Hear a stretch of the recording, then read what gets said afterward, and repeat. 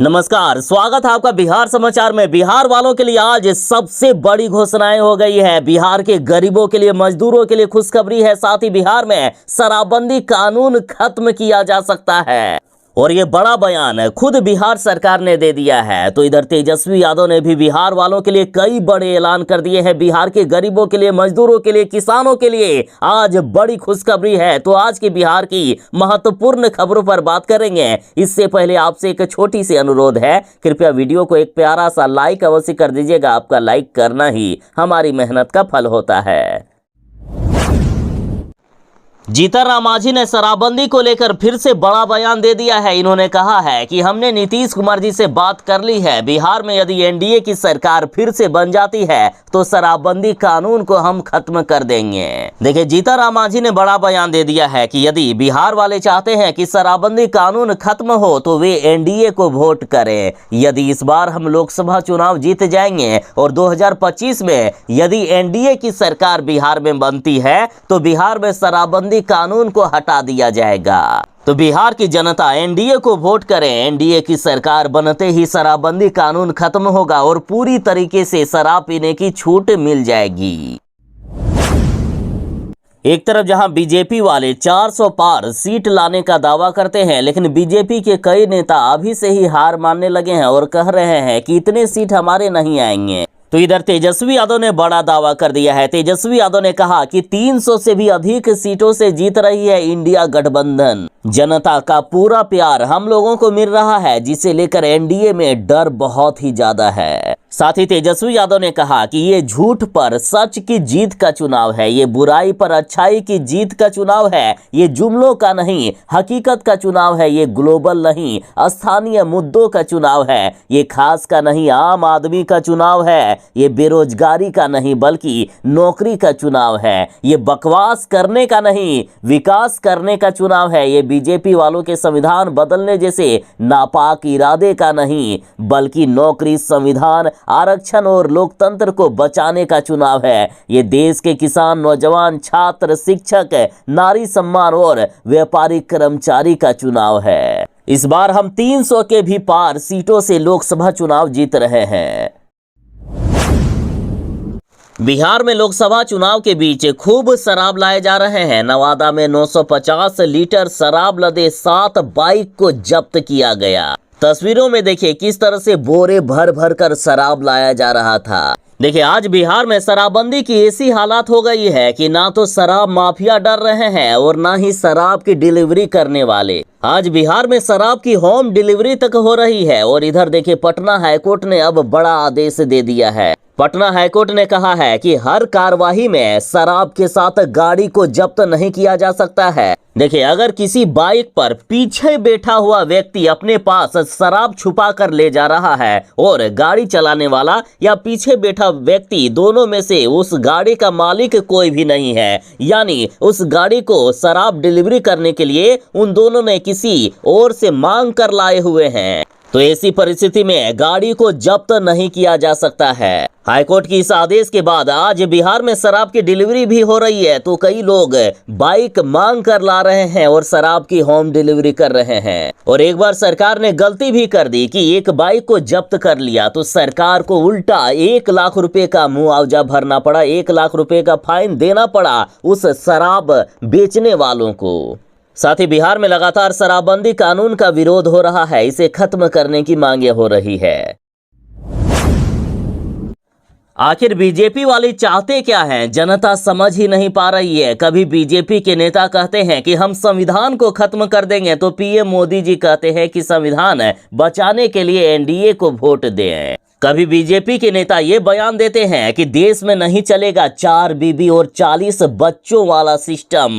BJP के नेता मुसलमानों को लेकर बड़ा बयान देते हैं तो इधर पीएम मोदी जी रो पड़ते हैं और कहते हैं कि हमने ये बयान मुसलमानों के लिए नहीं दिया। देखिए, लोकसभा चुनाव के बीच भाजपा सांसद साक्षी महाराज ने एक बड़ा बयान दे दिया है। इन्होंने कहा कि मुस्लिम आबादी का बढ़ना लोकतांत्रिक राष्ट्र के लिए घातक हो सकता है, अतः देश में 4 बीबी और 40 बच्चे वाला सिस्टम नहीं चलेगा। बीजेपी ने कहा कि हिंदुस्तान में हिंदू आबादी का घटना शुभ संकेत नहीं है। देश का इतिहास गवाह है कि जब जब देश में हिंदू घटा है, देश का विभाजन हुआ है। भारत में मुस्लिम आबादी का बढ़ना लोकतांत्रिक राष्ट्र के लिए घातक हो सकता है। जनसंख्या को लेकर सुप्रीम कोर्ट भी चिंता जता चुका है। यानी इस बीजेपी नेता ने साफ मुसलमानों को लेकर यह बड़ा बयान दिया है और मोदी जी गोदी मीडिया के सामने झूठ मूठ का रोने का नाटक कर देते हैं और कहते हैं कि हमने ये बड़ा बयान मुसलमानों को लेकर नहीं दिया। बिहार में 20 मई को 5वें चरण के लोकसभा चुनाव के लिए मतदान हो रहा है। अभी 2 चरणों का और भी चुनाव बाकी है, लेकिन अभी से ही ये एनडीए वाले अपनी हार मानने लगे हैं। देखिए, पहले जहां मोदी जी और बीजेपी के नेता ये बयान देते थे कि बिहार की 40 में से सभी 40 सीटों पर हम जीत हासिल करेंगे, तो इधर नीतीश कुमार की पार्टी ने कह दिया कि ऐसा नहीं है। अब देश में नरेंद्र मोदी का प्रभाव घट गया है। नरेंद्र मोदी को कोई भी पसंद नहीं करते हैं। बीजेपी विधायक गोपाल मंडल ने कहा कि एनडीए गठबंधन मुश्किल से बिहार की 32 सीटों पर जीत हासिल कर सकता है, 40 सीट इस बार नहीं मिलेगा।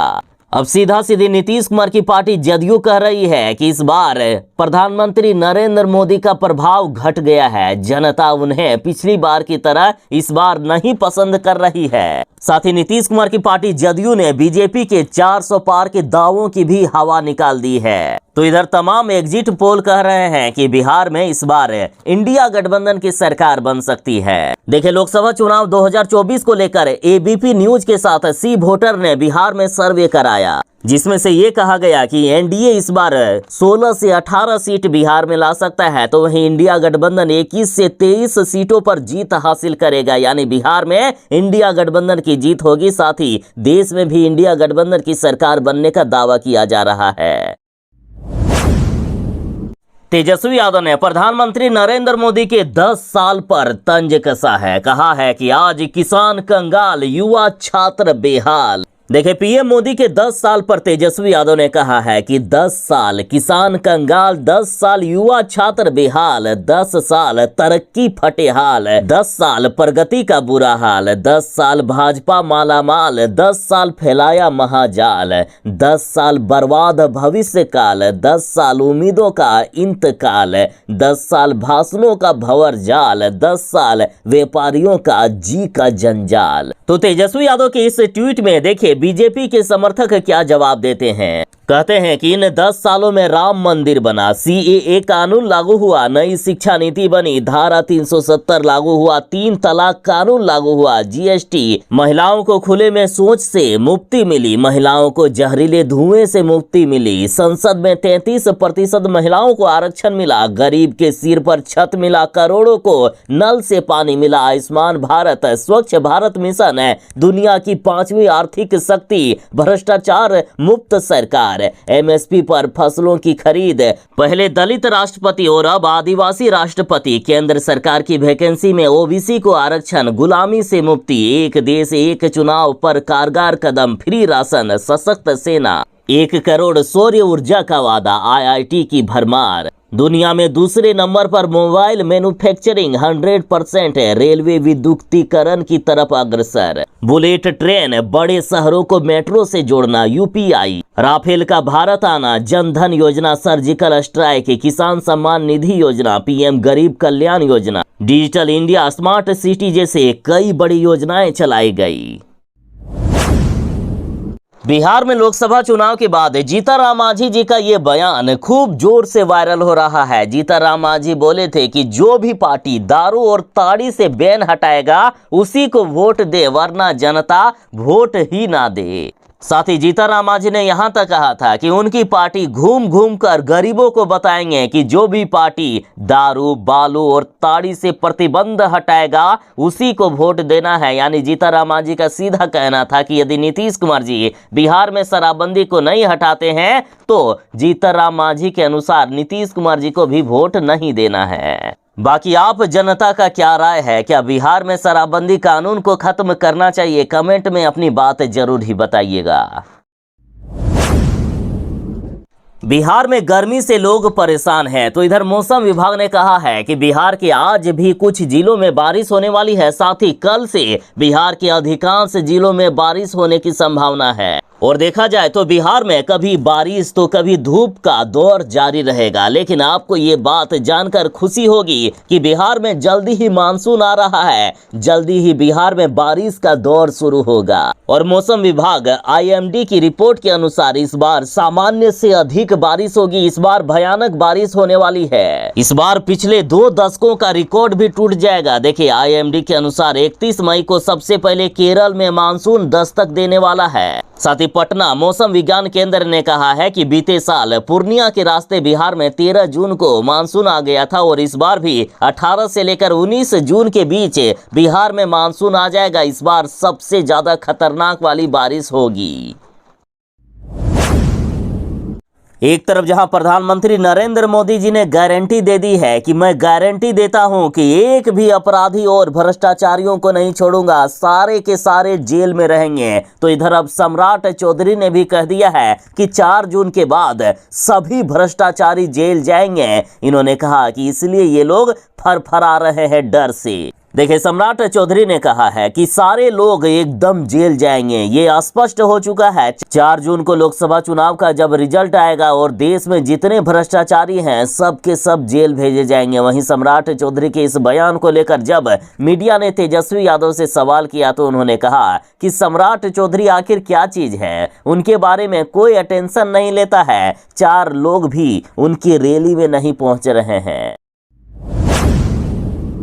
बिहार के सरकारी स्कूलों का टाइमिंग सुबह 6 बजे से कर दिया गया है और इसको लेकर भारी बवाल हो रहा है। कई नेताओं ने मुख्यमंत्री नीतीश कुमार जी और शिक्षा मंत्री को पत्र लिखकर सुबह 6 बजे के बदले 6:30 बजे से स्कूल खोलने को लेकर रिक्वेस्ट किया है। लेकिन इधर के पाठक ने फिर से बता दिया है कि स्कूल टाइमिंग में कोई भी बदलाव नहीं किया जाएगा, चाहे कोई कुछ भी कर ले। देखिए, नए नियम के अनुसार बिहार के सभी सरकारी स्कूल सुबह 6 बजे से लेकर दोपहर 12 बजे तक चलेगा। उसके बाद 12 बजे से लेकर 1:30 बजे तक मिशन दक्ष की पढ़ाई होगी। शिक्षकों को सुबह 6 बजे से पहले स्कूल आना होगा। इसके साथ ही शिक्षा विभाग के अफसरों को सुबह 6 बजे से पहले स्कूलों में जांच के लिए पहुंचना होगा। इतना ही नहीं, अफसरों और हेडमास्टरों को हर हाल में ये सुनिश्चित करना होगा कि बच्चों की उपस्थिति 90% हो। अगर किसी भी परिस्थिति में बच्चों की उपस्थिति 90% नहीं हुई तो अधिकारियों और शिक्षकों पर कार्रवाई की जाएगी।